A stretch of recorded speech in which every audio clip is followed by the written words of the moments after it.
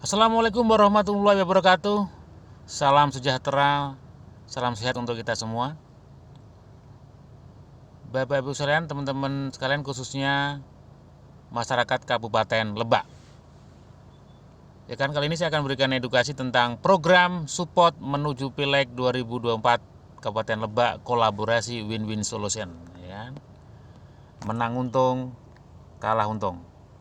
Oke, sekalian, perkenalkan saya Sugeng Anto, inisiator dari komunitas BOS Indonesia, penggiat Germa Sejahtera, dan penggiat kesadaran masyarakat berpolitik, yaitu Garuda Politik Indonesia. Websitenya garudapolitik.com. Oke, misalnya kalau kita bicara Pileg, ini menarik, ya kan? Apalagi ini adalah program menang untung, kalah untung. Bapak Ibu sekalian, kalau kita bicara Pileg, pilihan legislatif tentu ada resiko di situ, yaitu menang dan kalah, ya kan? Tentu kalau menang sih nggak masalah, yang masalah kalau kalah. Nah, kalau kalah ini yang jadi masalah, Bapak Ibu sekalian, ya kan? Nah, kita harus belajar dari filosofi orang Jepang. Kalau orang Jepang kalau perang itu pasukannya lah berani mati. Oh, pasukan berani mati. Tapi faktanya musuhnya yang mati. Nah, ini dia. Faktanya musuhnya yang mati. Kenapa? Musuhnya yang mati ya. Orang Jepang berani mati bukan artinya dia mau mati, tidak. Dengan pasal dia tidak. Dengan segala apapun upaya kemampuannya adalah gimana dia menang. Nah, itu orang Jepang. Tapi kalau mentalnya kita, kalau kita hanya berani menang saja nggak siap kalah, nah, itu bukan mentalnya petarung, ya kan. Jadi dalam pilihan, apalagi dalam demokrasi ini harus siap menang, siap kalah. Tapi gimana kita menang untung, kalah untung. Oke, Bapak ini kalau bicaranya cukup menarik, nanti kita akan bisa diskusi akan begitu panjang dan lebar tentang program ini. Oke. Pemerintah Kabupaten Lebak, kalau bicara pemerintah Kabupaten Lebak adalah salah satu kabupaten yang cukup luas, ya kan, terluas di Banten dengan 28 kecamatan, 340 desa, 5 kelurahan, 1618 RW, 5656 RT dengan jumlah penduduk nih data 2018 adalah 1,2 juta jiwa. Ini bicara Lebak. DPRD Kabupaten Lebak dengan 50 kursi dibagi dengan 6 daerah pilihan dengan APBD 2,8 triliun, yaitu data 2019 ya, APBD Kabupaten Lebak. Nah, dasar hukum Pileg, Bapak sekalian, dasar hukum Pileg tentu undang-undang pemilu. Setiap 5 tahun undang-undang pemilu berubah, ya kan. Pileg 2019 dasarnya Undang-Undang Nomor 7 tahun 2017 tentang pemilihan umum, ya kan. Ada 5 poin utama, yaitu sistem proporsional terbuka, ambang batas pencalonan presiden parliamentary threshold 20-25%, ambang batas parliamentary threshold 4%, metode konsultasi suara, senlek murni, dan alokasi kursi per dapil 3-10. Nah, ini adalah Pileg di 2019. Nah, ini menarik nih. Kenapa kita harus peduli politik? Nah, ini jadi Bapak sekalian, ini menarik. Kenapa kita harus peduli politik? Ini ada tokoh nasional Turki, ya kan, namanya Mehmet Erbakan. Dia punya jargon, orang Islam yang tidak peduli politik akan dipimpin oleh politikus yang tidak peduli pada Islam. Nah, maksudnya apa? Padahal Turki itu adalah 98% penduduknya Muslim. Secara persentase menang dibanding Indonesia. Indonesia itu persentasenya adalah 86%. Tapi kenapa Mehmet Erbakan ngomong begitu? Karena apa? Di Turki ada sekuler, jadi memisahkan antara agama dan kekuasaan. Nah, jadi itu luar biasa. Jadi kalau saya sambil beberapa tempat jalan, saya ketemu beberapa ustadz dan sebagainya, aduh, Pak Sugeng jangan ngomong politik itu kadang kejam, politik itu kadang kotor dan sebagainya. Saya kira belum paham. Saya yakin banyak sekali tokoh-tokoh agama, Pak Ustadz dan sebagainya belum paham. Saya sering pendekatan guyonan saja, ya kan, Pak Ustadz, jangankan dalam Islam itu jangankan urusan pemerintahan, urusan berniaga, dagang, hubungan antar masyarakat, kencing aja itu ada adab, ada aturannya loh Pak Ustadz. Nah, kalau kita nih sebagai orang yang Islam tuh kan harus kafah, nggak boleh sepotong-potong. Nah, jadi itulah salah satu kita edukasi. Jadi kita harus peduli politik, harus melek politik, ya kan. Kalau tidak mau masuk dalam politik kita minimal kita tidak buta politik. Oke, kalian ya. Jadi cukup penting. Nah, Kalau kita bicara legislatif, Bapak sekalian, legislatif adalah lembaga kekuasaan. Sekali lagi, legislatif adalah lembaga kekuasaan, bukan lembaga sosial, ya kan? Nah, ini bagian dari trias politika. Jadi Indonesia menganut aliran trias politika. Jadi kekuasaan itu dibagi 3, yaitu kekuasaan eksekutif, kekuasaan legislatif, dan kekuasaan yudikatif. Kalau bicara legislatif, kita bicara MPR, DPR, DPR RI, DPD, DPR RI, DPRD provinsi, DPRD kabupaten kota. Fungsi legislatif pada 3 itu membuat regulasi undang-undang atau perda, fungsi penganggaran, budgeting, dan fungsi kontrol pengawasan. Jadi cukup luar biasa fungsi kekuasaan legislatif ini, ya. Oke, ada hal-hal penting dalam pileg. Nah, ini ada 8 hal penting dalam pileg, Bapak sekalian. Jadi 1, undang-undang pemilu selalu berubah setiap 5 tahun. Sekali setiap 5 tahun undang berubah. Jadi kita harus mengikuti perubahannya itu, sehingga kita ketika di lapangan gimana cara memenangkan, tentunya kita berdasarkan undang-undang yang sebagai acuannya. Nah, pileg banyak kursi, banyak jarak. Nah, ini Bapak sekalian menarik. Pileg berbeda dengan pilkada. Kalau pilkada adalah satu kursi banyak calon. Kalau pileg banyak kursi banyak calon, banyak caleg. Nah, ini menarik di dalam pileg ini, ya. Jadi, umpama di dalam satu daerah pilihan itu ada 10 kursi, satu daerah pilihan dapil 10 kursi, maka artinya apa? Ada 90% orang tidak suka dengan kita, dan partai kita pun kita masih kursi, pasti dapat kursi. 90% orang nggak suka.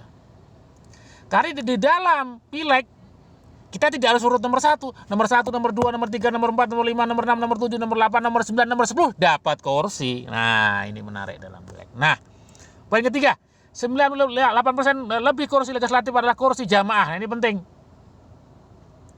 Gotong royong artinya apalagi dalam sistem caleg murni jelas sekali bahwa jarang sekali umpama satu kursi harga 20.000, jarang sekali ya, calon anggota dewan kabupaten kota yang mencoblos 20.000, ya kan? Rata-rata adalah 10.000, separuh lebih lah, ya kan? Artinya suara lebihnya adalah suara caleg lain dan suara partai. Makanya kita harus ada peduli dengan partai lain. Jadi ingat, 98% kursi adalah jamaah. Maka poin keempat, ada caleg terpilih dan tidak terpilih. Maka justru itu Bapak sekalian, karena kursi jamaah tentu ada calon yang terpilih dan tidak terpilih. Maka justru itu harus ada kesepakatan win-win. Jadi kita harus peduli. Jadi kita harus musyawarah mufakat keadilan sosial. Jangan sampai kita duduk di dewan, kita ini juga punya jiwa yang musyawarah mufakatnya kurang, ya kan?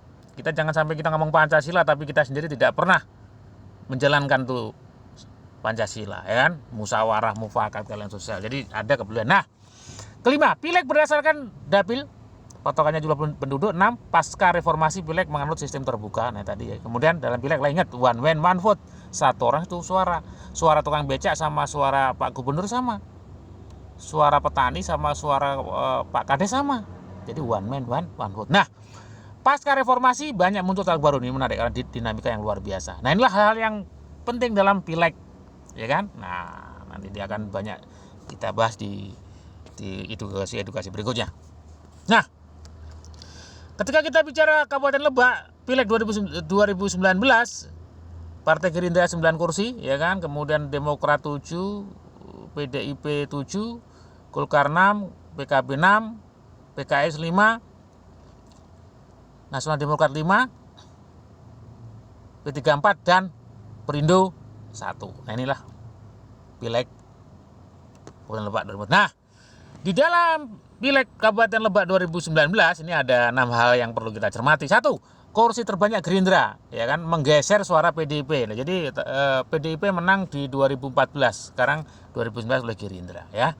Nah, ini menarik, 54% anggota legislatif wajah baru. Artinya apa Bapak sekalian? Petahana tidak begitu mudah untuk mempertahankan kursinya. Buktinya separuh lebih adalah wajah baru. Nah, ini menarik, jadi sangat dinamis dalam pileg. Nah, harga satu kursi 18.000, pengertian satu kursi adalah DPT dengan kehadiran kurang lebih 72% dibagi jumlah kursi. Jadi harga kursi kurang lebih 18.000. Nah, perolehan suara individu tertinggi adalah 11.490. Artinya kalau kursi harga 18.000, sisanya adalah suara teman caleg lain dan suara partai.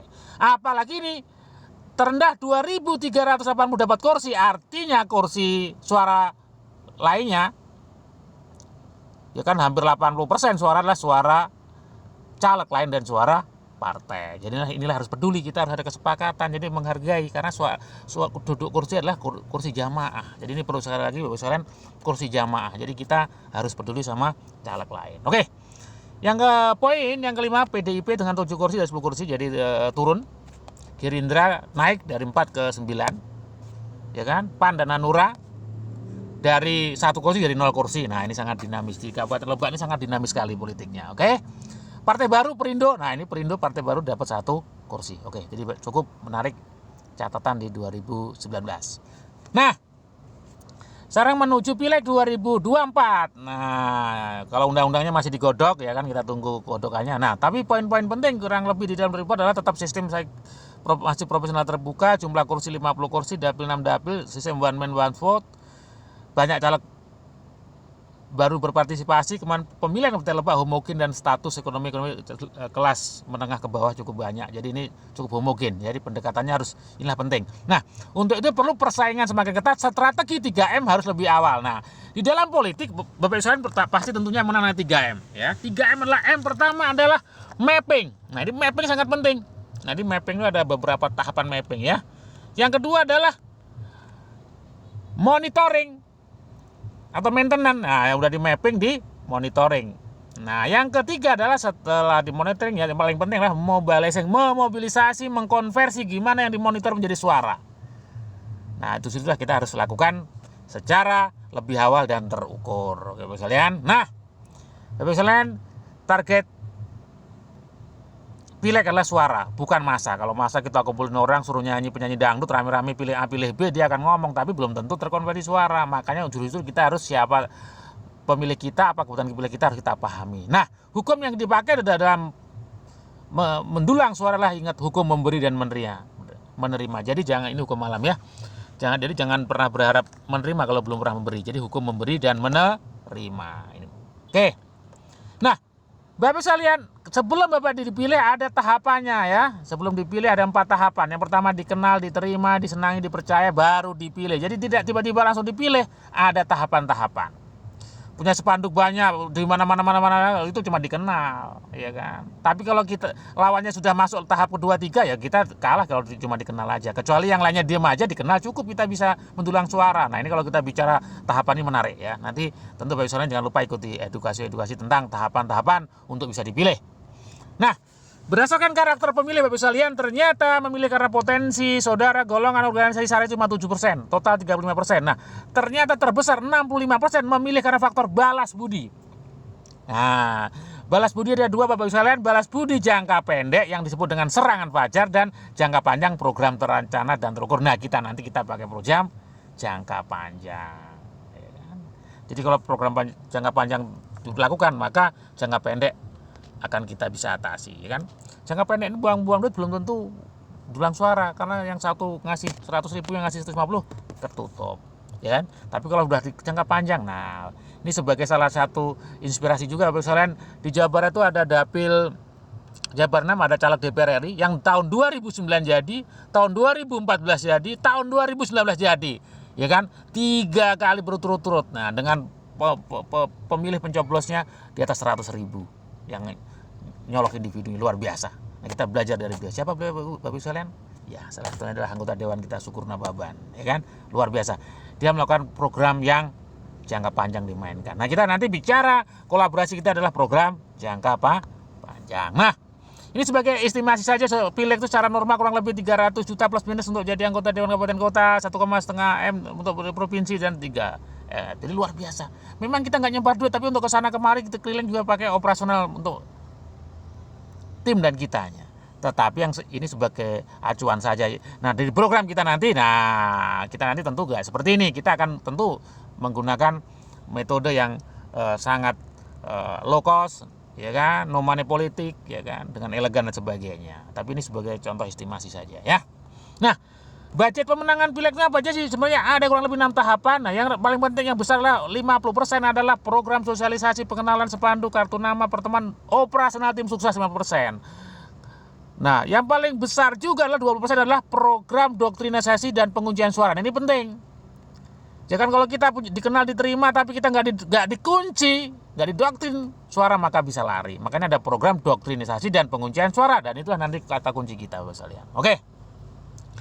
Nah, budget terbesar di dalam pileg adalah operasional. Nah, ini yang jadi masalah, operasional. Nah, solusinya gimana? Nah, oke, Bapak sekalian. Solusinya bagaimana? Nah, politik dan bisnis adalah satu kesatuan yang nggak bisa dipisahkan, seperti mata uang kan, baliknya angka, baliknya gambar. Jadi satu kesatuan politik dan bisnis. Makanya kita ada program menang untung, kalah untung, bukan menang untung, kalah buntung. Ingat, menang untung, kalah untung, menang untung, kalah untung. Biasanya kan kalau biasanya menang untung, kalah. Makanya tadi secara awal saya katakan kita bicara program menang untung, kalah untung.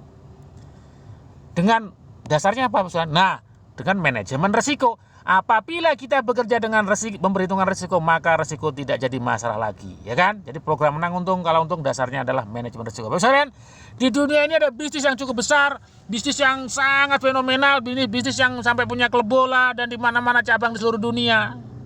Apa Bapak sekalian? Bisnis yang lahir karena adanya resiko.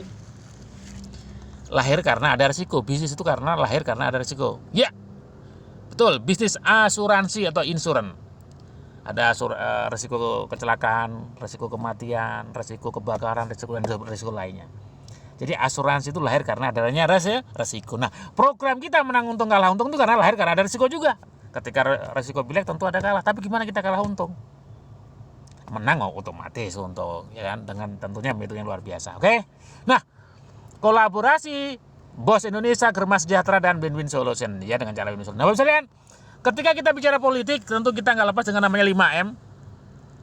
M pertama adalah organisasi massa, M kedua adalah media massa, M ketiga adalah mahasiswa, M keempat adalah militer, dan M kelima adalah money atau pengusaha. Jadi kalau bicara politik dipengaruhi oleh pengusaha, ya betul, ada 9 naga dan sebagainya. Sekali lagi, kalau bicara politik nasional dipengaruhi oleh 5M. M pertama organisasi massa, M kedua media massa, M ketiga mahasiswa, M keempat militer, dan yang kelima adalah money atau pengusaha.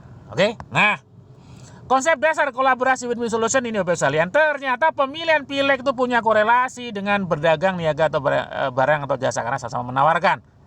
Ya kan? Menawarkan program, menawarkan ini. Nah, sales, terapis, tenaga kesehatan, tenaga pemasaran, lapangan, mitra bisnis dalam aktivitas setiap hari mempengaruhi orang lain untuk mengikuti apa yang ditawarkan. Nah, iya sama aja. Kalau kita punya bisnis lapangan juga mempengaruhi orang lain juga. Nah, ini yang penting.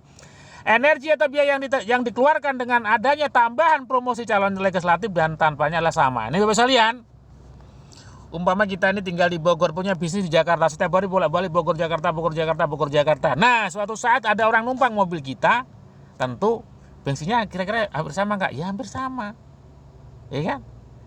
Tapi ketika kita punya urusan dari Bogor ke Jakarta, urusan sendiri tanpa adanya bisnis yang sudah rutin, maka tentu ada biaya yang cukup besar. Itulah ibaratnya. Untuk itu sekalian, kolaborasi ini salah satu win-win solution. Nah, mempengaruhi orang lain dengan dasar trust, kepercayaan, 4D dari 4 tahapan untuk dipilih. Dan yang selanjutnya adalah mempengaruhi orang tanpa dibaca oleh lawan atau kompetitor, dan no money politik. Sekali no money politik tanpa dibawa. Beda kalau kita dari tim sukses A, pakai kaosnya tim sukses A, orang ketahuan kita tim sukses. Tapi kalau kita punya tenaga lapangan, baik mau sales, mau terapis, mau apa, setiap hari di lapangan kan nggak kelihatan, ya kan? Nah, jadi itu menarik ya. Sekali lagi, konsep dasar. Nah, kolaborasi Bos Indonesia, Germas Sejahtera. Bos Indonesia adalah komunitas pebisnis online dan offline sehat sejahtera yang bersifat inklusif. Bersifat inklusif, bukan eksklusif. Kalau inklusif itu berarti menampung semua, ya kan?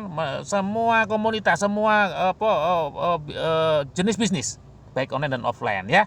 Dia sebagai wadah, ya kan, sebagai wadah pembelajaran, edukasi, dan praktek. Jadi tidak hanya cuma teori tapi praktek, ya kan?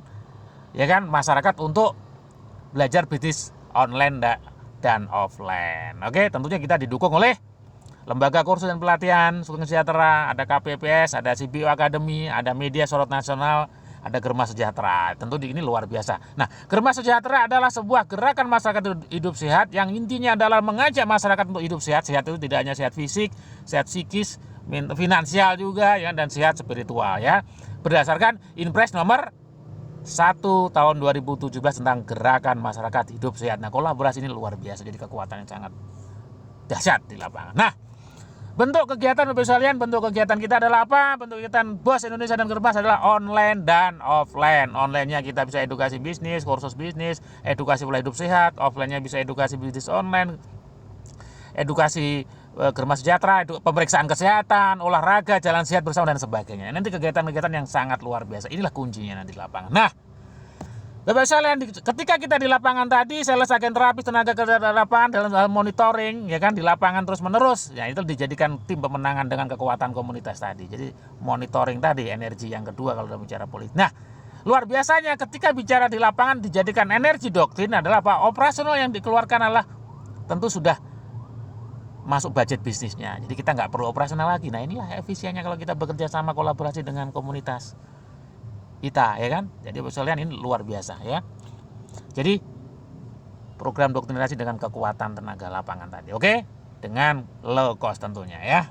Nah, intinya Bapak sekalian, sukses untuk menjadi anggota Dewan Kabupaten Lebak tentu dengan tripartite sukses pileg. Ini ada sekali lagi dengan memadukan kekuatan organisasi massa, bisnis BOS Indonesia, gerakan masa hidup sehat sejahtera, tim sukses, caleg, kemudian media partner, karena media sebagai wahana komunikasi massa, penyebar informasi dan pembentuk opini sesuai dengan Undang-Undang 40 tahun 19 tentang pers, ya kan. Nah, ini menarik, kekuatan tiga ini. Ketika kita sinergis maka tentu akan menjadikan anggota Dewan dengan low cost. Pileg dibuat dengan biaya rendah, ya kan, bahkan zero ya, kalau zero enggak lah, low lah ya, low cost dengan biaya cukup rendah duduk dewan. Karena Bapak Ibu sekalian, kalau dengan duduk dewannya secara benar, secara elegan, maka dia tentu akan berbuat baik untuk konstituen dan masyarakat. Jadi Bapak sekalian, sekali lagi, BOS Indonesia, Germas Sejahtera, garudapolitik.com ikut mensukseskan dalam program menuju Pileg 2024 dengan elegan, konstitusional, dengan low cost, sehingga kita benar-benar peduli kepada masyarakat. Oke Bapak sekalian, terima kasih, ya kan. Indonesia sehat, Indonesia maju, Indonesia menang. Assalamualaikum warahmatullahi wabarakatuh.